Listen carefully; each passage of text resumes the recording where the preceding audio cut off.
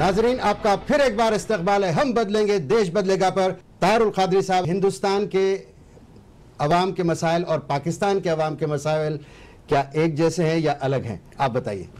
میں ایک جملے میں اس کے جواب کو کافی سمجھتا ہوں۔ پاکستان اور ہندوستان کے عوام کے مسائل ایک جیسے ہی نہیں بلکہ کہیے کہ ایک ہی خطے کے لوگ ہیں۔ ان کی سوچ، ان کا عمل، ان کی رہن سہن بہت زیادہ کامن ہے۔ ریسنٹلی آپ پارلیمنٹ اور ڈیموکریسی کے بارے میں کافی سٹیٹمنٹس آپ نے دیے ہیں اور آپ متفق نہیں ہیں کہ جس طریقے سے ڈیموکریسی چلتی ہے، اور آپ نے یہ بھی کہا 50 الیکشن بھی اگر پاکستان میں ہو جائیں تو وہاں پہ پاکستان کے مسائل کا حل نہیں تلاش ہو سکتا ہے۔ وہ جو میں نے ڈیموکریسی پر اور فارمیشن آف پارلیمنٹ پر اور الیکٹورل سسٹم کے اوپر جو چینجز لانے کی بات کی، وہ ریفارمز کی بات ہے۔ جی ہاں، وہ میرا ریٹرن ٹو پولیٹکس نہیں ہے۔ آپ نے سنا ہوگا، میں سنا، وہ میں نے ریفارمز سجیسٹ کی ہیں، اور وہ ریفارمز جو ہیں دراصل وہ جیسے پاکستان کے لیے ہیں وہی ہندوستان کے سوسائٹی کو بھی فائدہ دینے والے ہیں۔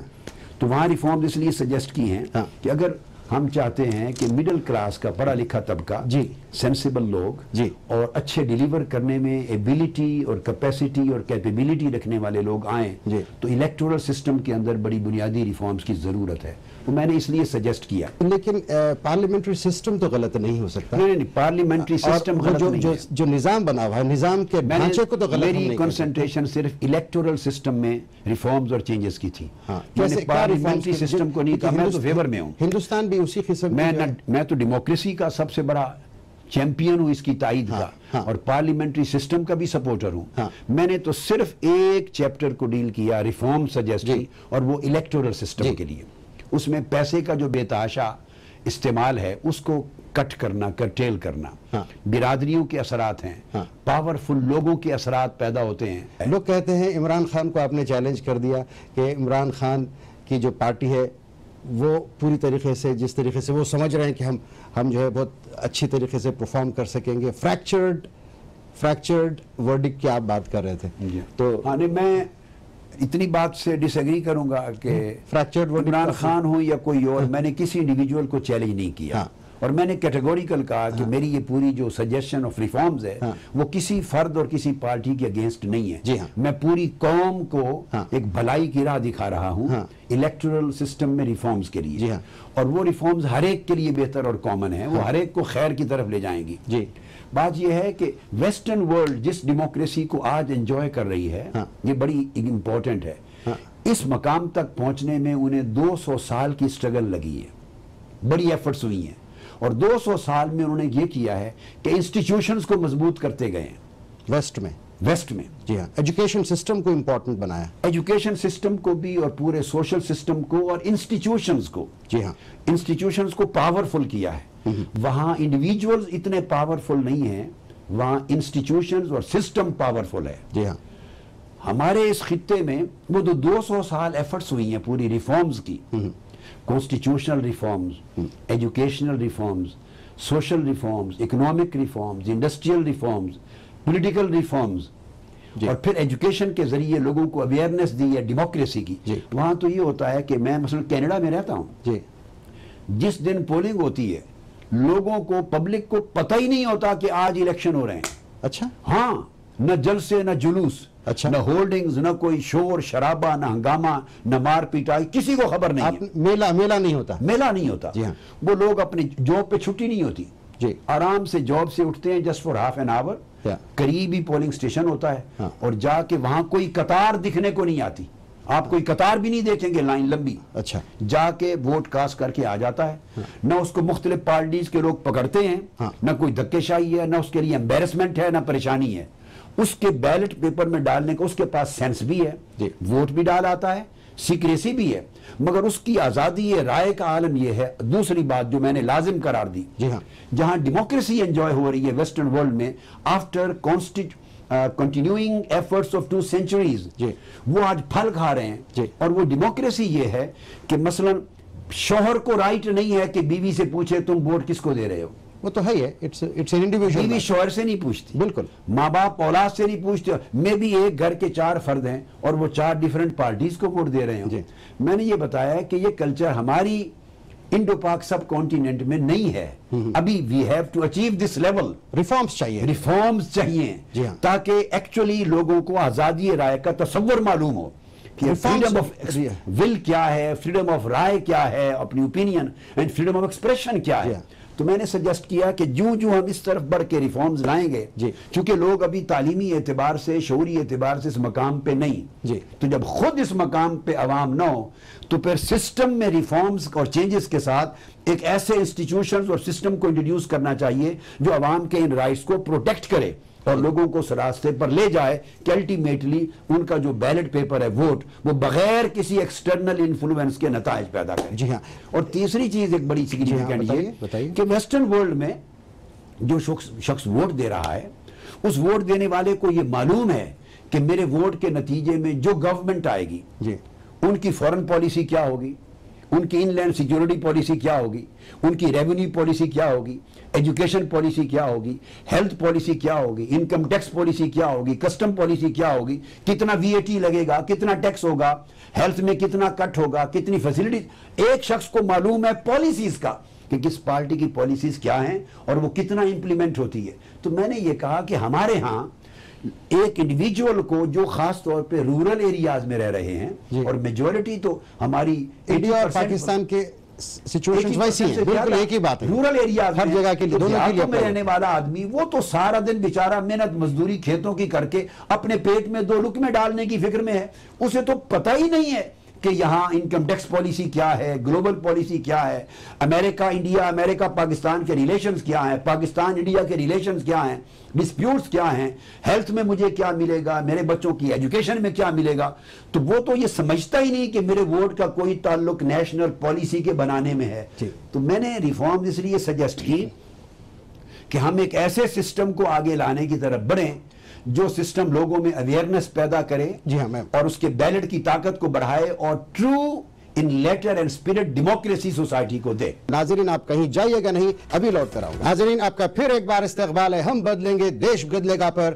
ڈاکٹر طاہر القادری صاحب, میں تھوڑا ہٹ کر ایک نئی بات کروں گا, وہ ہے ہیومینٹی کے بارے میں اور پھر اس کے بعد نیشنلزم کے بارے میں. آپ مجھے یہ بتائیے, انسانیت کے بارے میں ہم نے کافی باتیں کی, لیکن نیشنلزم چاہے وہ ہندو ہو یا مسلمان ہو, سکھ ہو یا عیسائی ہو, کسی بھی ملک میں رہتا ہو, اس کو اپنے ملک کے تئیں کس طرح وفادار ہونا چاہیے اور کس طرح اس کو کیسے how do you define nationalism. یہ بڑی امپورٹنٹ, بہت امپورٹنٹ ہے ہمارے لیے, تو بہت امپورٹنٹ ہے. میں آپ کو سب سے پہلے اس پر ایک اسلامک اتھارٹی کوٹ کروں گا کہ اسلام کا ویو پوائنٹ کیا ہے, کیونکہ یہ بھی ہائیلی مس انڈرسٹوڈ ہے.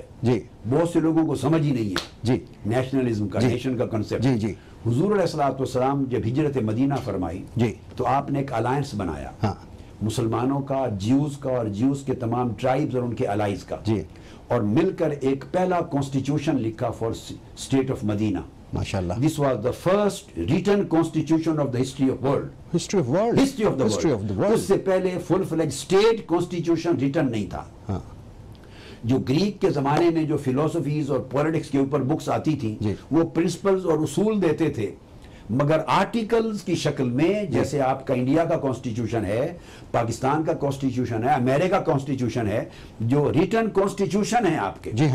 اور بریٹن میں ریٹن کانسٹیٹیوشن نہیں ہوتا, اس کو بولتے ہیں ان ریٹن, وہ کانسٹیٹیوشنل لا ہوتا ہے جو ان کے کنونشنز اور ٹریڈیشنز کے ساتھ اور پریسیڈنٹس کے ساتھ ڈیولپ ہوتا ہے.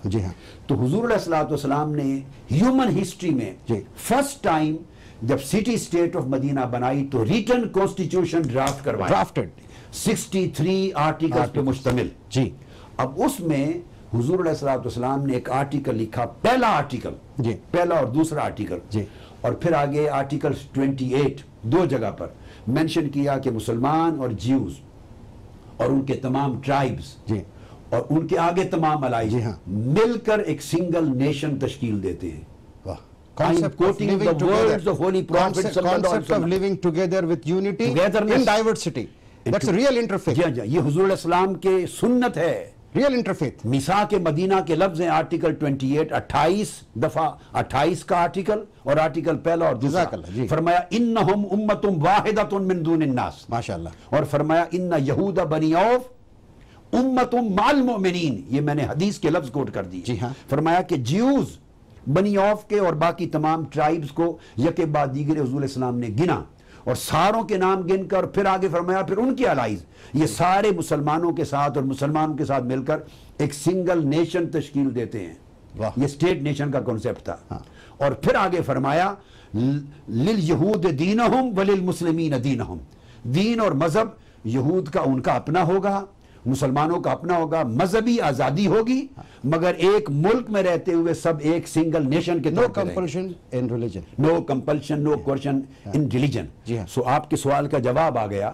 میں کوئی شخص ایون ہندو ہے, سکھ ہے یا کرسچن ہے اور وہ پاکستان کا شہری ہے تو اس کے اوپر پاکستان کے شہری ہونے کے ناطے پاکستان کی شہریت, پاکستان کی نیشنلٹی اور پاکستان کے لاز کا احترام, وفاداری اتنی لازم ہے جتنی وہاں کے رہنے والے مسلمان باسیوں پر.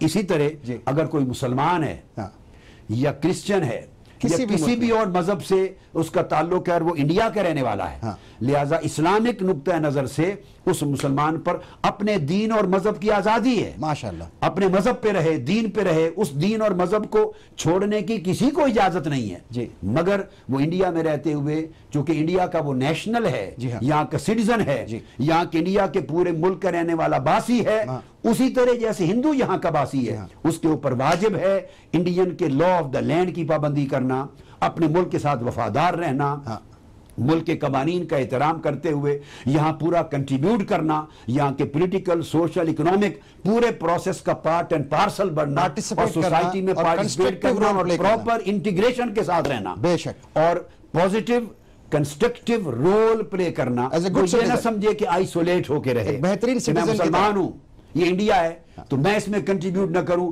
یہ سوچ ان اسلامک سوچ ہوگی, اسلام کے خلاف اور سنت نبوی کے خلاف ہوگی. حضور علیہ السلام نے صحابہ کرام 84 صحابہ کو مکی زندگی میں ہجرت سے قبل جب کفار اور مشرکین مکہ نے بڑے ظلم ڈھائے مسلمانوں پر, بہت ٹارچر ہوا تو آپ نے ہجرت کا حکم دیا اور قرآن مجید میں حکم آیا, اس کو ہجرت اولا کہتے ہیں, پہلی ہجرت جو حبشہ میں ہوئی, ایبیسینیا, یوتھوپیا جس کا نام ہے آج یوتھوپیا, حضور السلام نے ان کو ہجرت کا حکم دیا. چنانچہ 84 مسلمان مہاجر ہوئے, وہاں گئے.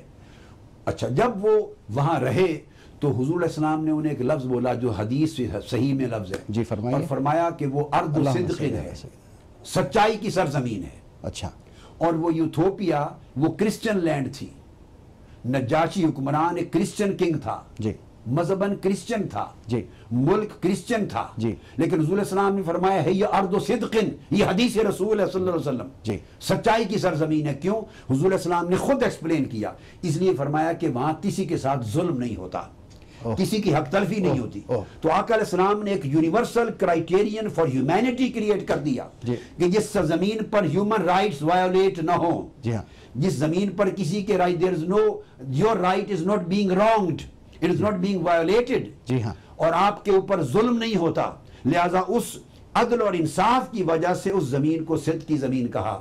سو میں یہ کہوں گا جہاں جہاں جس مذہب کے پیروکار رہ رہے ہیں, وہ پاکستان اور انڈیا ہے یا وہ انگلینڈ ہے, وہ امریکہ ہے, وہ یورپ ہے, وہ عرب کی سرزمین ہے یا عجم کی, جس بھی مذہب کے ساتھ ان کا دنیا کے ہر ملک میں دیکھیے ہر مذہب کے پیروکار رہتے ہیں, سٹیزن. لہٰذا ان کے اوپر ذمہ داریاں دو ہیں, اپنے مذہب پہ رہیں, مسلمان قرآن پر, سنت پر, اپنی فقہ پر, شریعت پہ عمل کریں, اس کو ڈائلیوٹ نہیں کریں, مت چھوڑے, ڈائلیوٹ نہ کریں. ہندو ہیں وہ اپنی ویدوں پر عمل کریں, اپنی بھگوت گیتا پہ عمل کریں, رامائن پہ کریں, اپنے مذہب کی اقدار پہ چلیں. کرسچن ہیں, جیوز ہیں, اپنے بائبل پہ چلیں, جیوز اپنے مذہب پہ, مذہب کو برقرار رکھیں. مگر جس ملک میں رہ رہے ہیں وہ اس ملک کے سٹیزن ہونے کے ناطے ملک کے کانسٹیٹیوشن کے وفادار ہوں, قانون کے وفادار ہوں, اس ملک کے امن اور اس ملک کی بہتری کے لیے کنٹریبیوٹ کریں. ڈاکٹر طاہر القادری صاحب, یہاں پہ پھر وقت ہو چکا ہے ایک بریک کا. ناظرین آپ کہیں جائیے گا نہیں, میں ابھی لوٹ کر آتا ہوں. ناظرین آپ کا پھر ایک بار استقبال ہے ہم بدلیں گے دیش بدلے گا پر. ڈاکٹر طاہر القادری صاحب, یہاں پہ ایک نیا سوال اٹھتا ہے.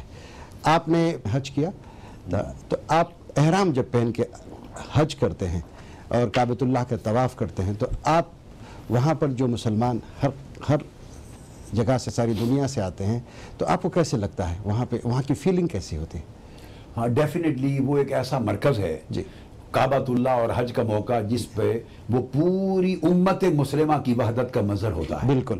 اور وہاں تمام مسلمان خواہ وہ گورا ہے، وہ خواہ وہ بلیک ہے، وہ براؤن ہے، وہ وائٹ ہے، وہ بلیک ہے، اور بغیر اختلاف لسان، زبانی اختلاف کے، زبان کے بغیر، رنگ و نسل کے اختلاف کے بغیر، ملکی قومی جغرافیائی اختلاف کے بغیر پوری امت اس وقت ایک وحدت کا مظاہرہ کرتی ہے۔ اور ایک کئی قسم کے اختلافات بھی ہوتے ہیں، کئی عقیدوں کے اختلافات ہوتے ہیں، سب چھوڑ چھوٹے اور بڑے اختلافات، ہر شخص اللہ کی بارگاہ میں لبیک ماشاءاللہ وہاں پہ جو جذبہ اور جو نیوکلیس رہتا ہے اس کی طاقت آپ دیکھ رہے ہیں کہ اس میں طاقت آ رہی ہے۔ نیوکلیس جو ہے وہ طاقت اس کی وحدت ہوتی ہے اور وحدت کا مظاہرہ ہوتا ہے، وہ اختلافات آپ پیچھے چھوڑ دیتے ہیں اور وحدت کو پروموٹ کرتے ہیں۔ تو کیا کتنا ضروری ہے آج کے ماحول میں، آج کے بدلتے ہوئے امت کے بدلتے ہوئے خیالات میں، لیکن اختلافات جو ہیں وہ جو ہمارے پاس ہے، کامنالٹیز کے بارے میں آپ کا کیا خیال ہے؟ کامنالٹیز کا سمپل ایک پرنسپل دیتا ہوں، لیو اینڈ لیٹ لیو۔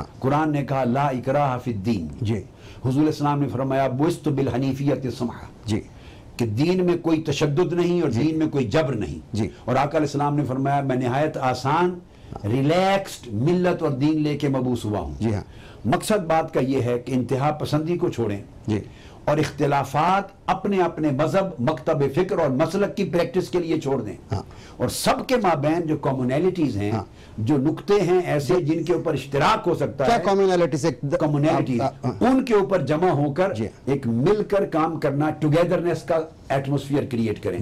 ٹوگیدرنس کا ایٹماسفیئر ہی حضور علیہ السلام نے میثاق مدینہ کے ذریعے تمام مذاہب اور مسلمانوں کو دیا۔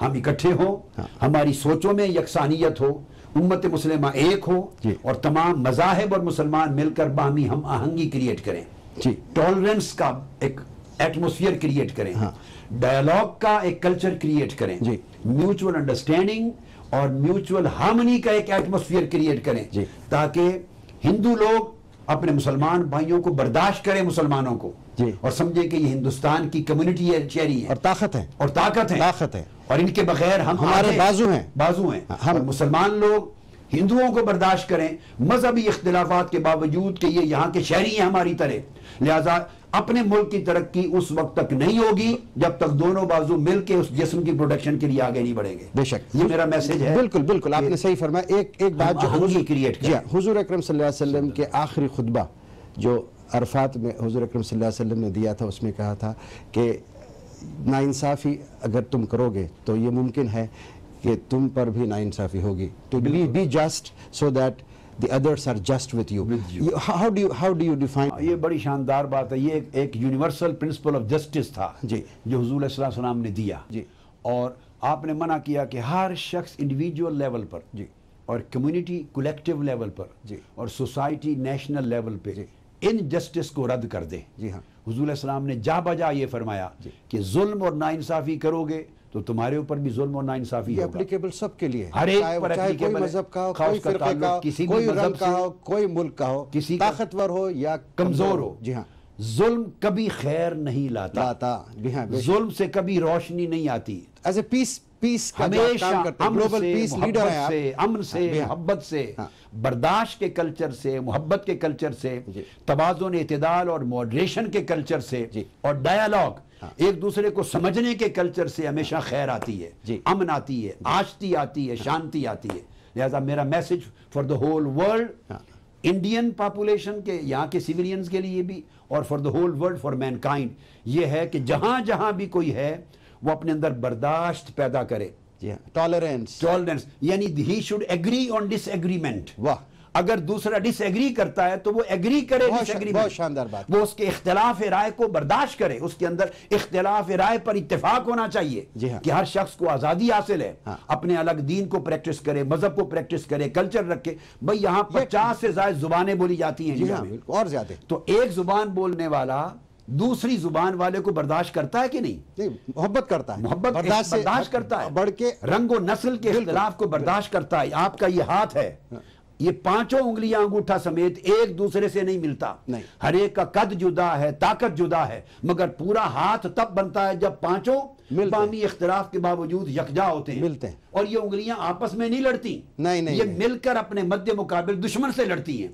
اسی طرح یہ رنگ و نسل اور مذہب اور کلچر کے اختلافات کو ایک ہاتھ کی 5 انگلیوں کی طرح لیں، اپنے اختلاف رکھیں، اپنے مذہب کو پریکٹس کریں، اپنے دین کو، اپنے مسلک کو، نقطہ نظر کو، اپنی کلچر کو پریکٹس کریں، اس پر سمجھوتا نہیں ہے، مگر اس کے بعد کچھ کامنیلٹیز بھی ہیں کہ آپ جس ملک میں رہتے ہیں، جس سرزمین پہ رہتے ہیں، یا جس دین اور مذہب کے اندر رہتے ہیں، inter faith and intra faith, اس سطح پہ آپ آپس میں ہم آہنگی رکھیں، ایک دوسرے کو برداشت کریں، ایک دوسرے کو ذہنی طور پہ قبول کریں، اس کا جینا قبول کریں، کسی کو صفحہ ہستی سے مٹانے کی سوچ نہ رکھیں، طاہر القادری کسی پر ظلم کی سوچ نہ رکھیں، اس سے جی آپ کو اجتماعی طور پر کامیابی نصیب ہوگی، عروج نصیب ہوگا، طاقت نصیب ہوگی۔ آخری میں مجھے بتائیے ایک بالکل شارٹ میں کہ آپ کا ویژن اور آپ کیا سمجھتے ہیں آگے آنے والی آپ کی زندگی میں کس قسم کا آپ کنٹریبیوشن دنیا کے اندر پیس کے لیے اور